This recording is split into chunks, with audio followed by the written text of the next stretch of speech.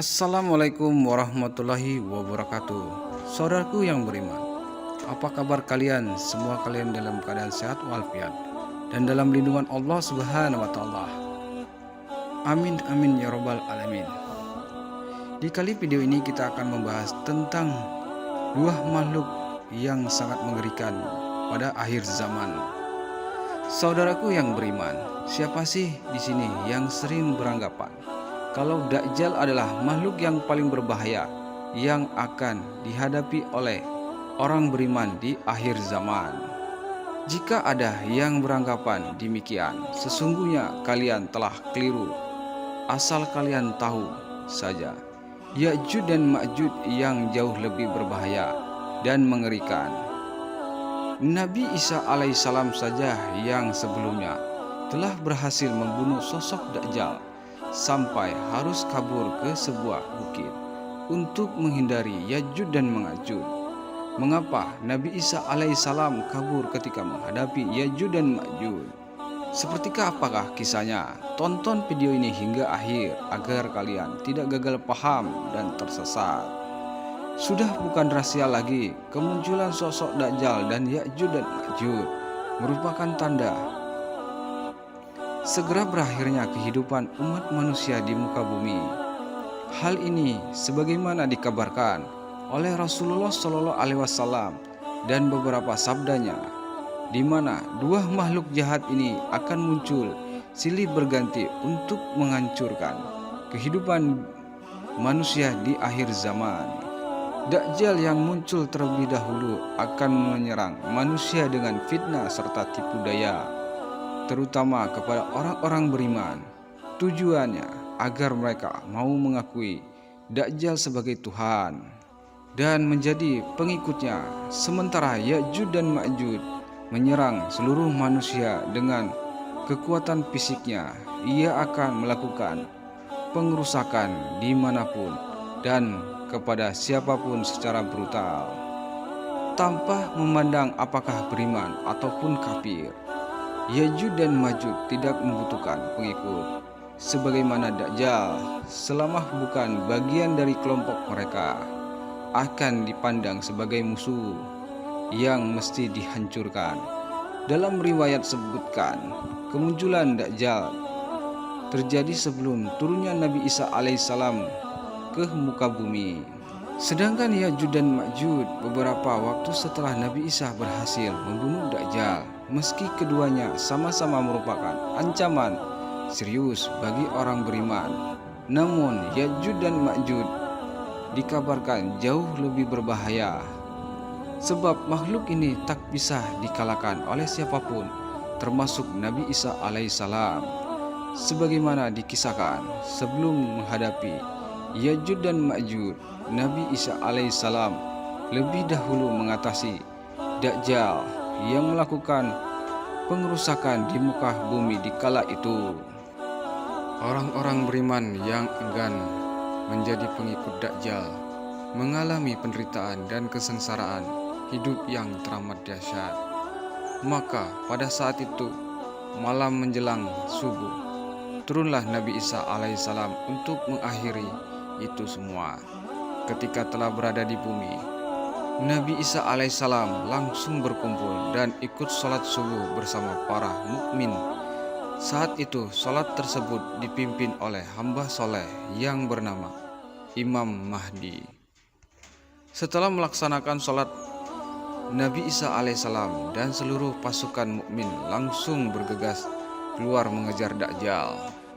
Dajjal yang mengetahui keberadaan Nabi Isa alaihissalam kabur karena merasa ketakutan. Saking takutnya, Dajjal langsung ciut bagaikan garam yang larut di dalam air.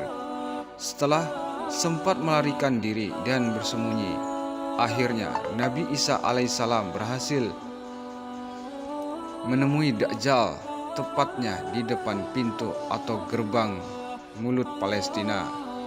Disitulah Nabi Isa alaihissalam langsung menghadapi Dajjal, lalu membunuhnya. Setelah Dajjal terbunuh, kehidupan umat manusia lantas menjadi aman, tentram, dan damai. Beberapa saat lalu, tak lama Setelah itu keluarlah Ya'juj dan Ma'juj laksana air bah yang menghantam seluruh sisi daratan bumi. Kalah menghadapi Ya'juj dan Ma'juj, situasinya menjadi terbalik. Jika sebelumnya Nabi Isa alaihissalam membuat Dajjal tak berkutik, Nabi Isa yang dibuat tak berdaya oleh Ya'juj dan Ma'juj.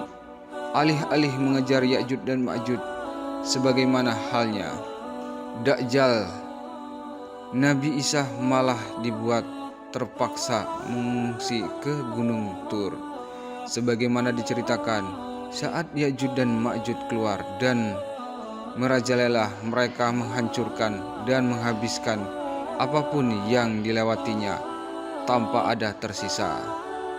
Entah itu manusia, tumbuhan-tumbuhan, ataupun air di masa itu. Obat manusia kembali mengalami penderitaan. Banyak kaum mukmin meninggal lantaran dibunuh dan kesulitan mendapatkan makanan serta air karena tak mampu dihadapi Nabi Isa alaihissalam beserta seluruh kaum mukmin. Lantas kabur ke Gunung Tur untuk menyelamatkan diri. Di sana mereka berkumpul dan terkepung dan terisolir sampai tak bisa berbuat apa-apa. Saat kesulitan makanan melanda kaum mukmin karena persediaan bekal sudah habis dan Ya'juj dan Ma'juj masih merajalela di bawah gunung, akhirnya yang ditempuh adalah memohon pertolongan kepada Allah Subhanahu wa taala. Nabi Isa lalu berdoa kepada Allah Subhanahu wa taala agar Ya'juj dan Ma'juj dimusnahkan. Allah kemudian mengabulkan doa Nabi Isa alaihissalam dengan menurunkan binatang yang menggerogoti leher Ya'juj dan Ma'juj. Alhasil dalam waktu sekejap seluruh Ya'juj dan Ma'juj mati secara bersamaan tanpa satu pun tersisa. Setelah Ya'juj dan Ma'juj binasa, lantas Nabi Isa alaihissalam lantas berdoa lagi agar bangkai-bangkai Ya'juj dan Ma'juj itu dihilangkan dari permukaan bumi. Dalam waktu singkat Allah Subhanahu wa taala mengutus ribuan burung-burung yang besarnya seperti unta. Burung-burung ini kemudian membawa semua bangkai Ya'juj dan Ma'juj sampai habis, tak tersisa. Kemudian Allah Subhanahu wa taala juga menurunkan hujan lebat yang membersihkan semua sisa-sisa kotorannya. Setelah semua bersih, Allah Subhanahu wa taala menyuburkan bumi dengan tanaman dan makanan yang membuat semua makhluk di dunia ini hidup sejahtera dan berkelimpahan.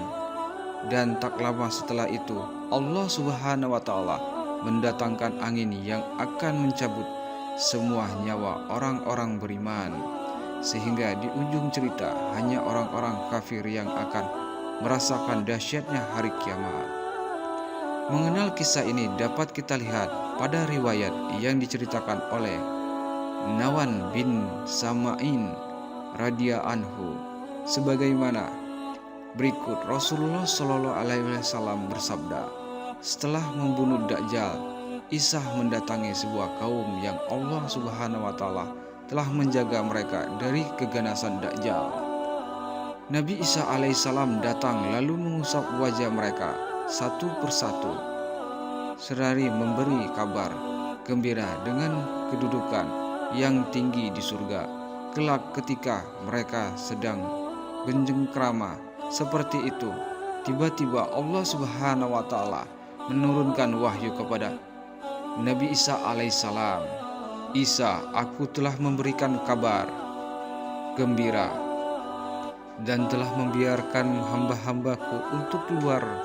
Mereka adalah kaum yang tidak ada seorang pun yang sanggup mendampinginya. Orang-orang yang ada bersamamu ke Bukit Tur, maka Allah Subhanahu wa taala mengutus Ya'juj dan Ma'juj dan mereka turun dengan cepat dari seluruh tempat yang tinggi. Rombongan pertama di antara mereka melewati sebuah danau Tobari. Mereka meminum airnya yang ada di dalamnya. Kemudian lewatlah kelompok yang di belakang. Tak kalah mendapati airnya telah habis, mereka berkata, "Sesungguhnya di sini ada air." Lantas mereka mengepung Isa beserta sahabat-sahabatnya sampai kepala sapi. Pada saat itu lebih baik daripada 100 dinar sekarang ini. Kemudian bisa beserta para sahabatnya berdoa kepada Allah Subhanahu wa taala. Maka Allah Subhanahu wa taala mengutus seekor binatang pada kaum tersebut yang sesungguhnya membunuh mereka dengan cepat sehingga mereka semua meninggal dalam sekejap.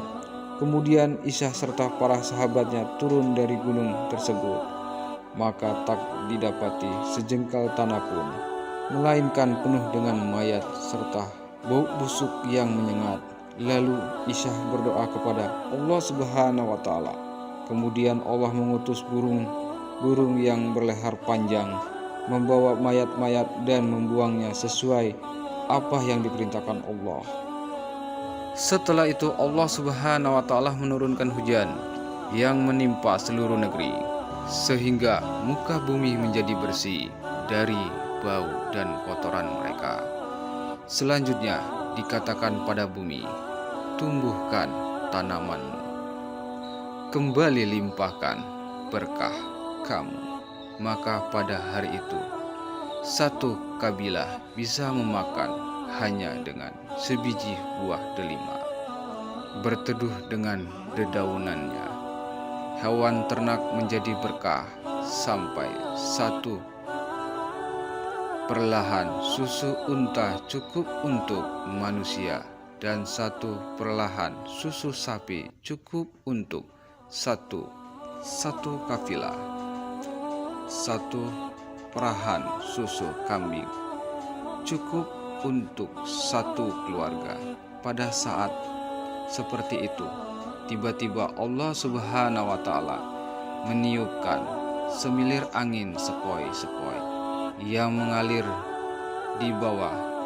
Ketika mereka yang mengambil setiap ruh orang-orang mukmin dan muslim, dan yang tersisa pada saat itu adalah sejelek-jelek manusia yang berpesta pora dengan khamar, dan pada saat itulah hari kiamat datang atas mereka. Hadis riwayat Muslim. Dari kisah ini kita mungkin bertanya-tanya, mengapa Nabi Isa alaihissalam mesti kabur untuk menyelamatkan diri dari serangan Ya'juj dan Ma'juj? Mengapa tidak berkonfrontasi langsung saja sebagaimana ia menghadapi Dajjal? Bukan Nabi setelah ditunjuk untuk menjadi juru selamat di akhir zaman?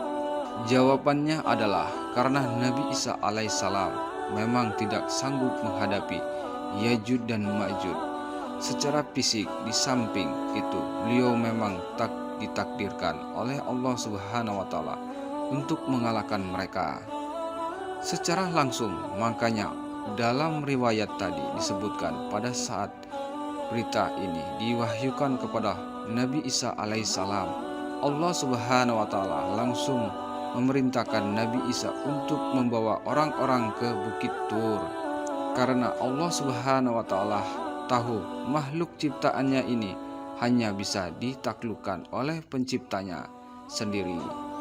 Saudara yang beriman, terlepas dari pertanyaan tadi, adakah di antara kalian yang tahu mengapa Nabi Isa alaihissalam yang ditujukan Allah Subhanahu wa taala untuk menghadapi Dajjal dan Ya'juj dan Ma'juj pada akhir zaman? Wallahu alam. Terima kasih saudaraku yang sudah menonton video ini hingga akhir. Apabila ada kesalahan dalam video ini atau pengucapan, itu datangnya dari saya sendiri. Kebenaran hanya datang dari Allah Subhanahu wa taala. Sampai jumpa di video selanjutnya. Assalamualaikum warahmatullahi wabarakatuh.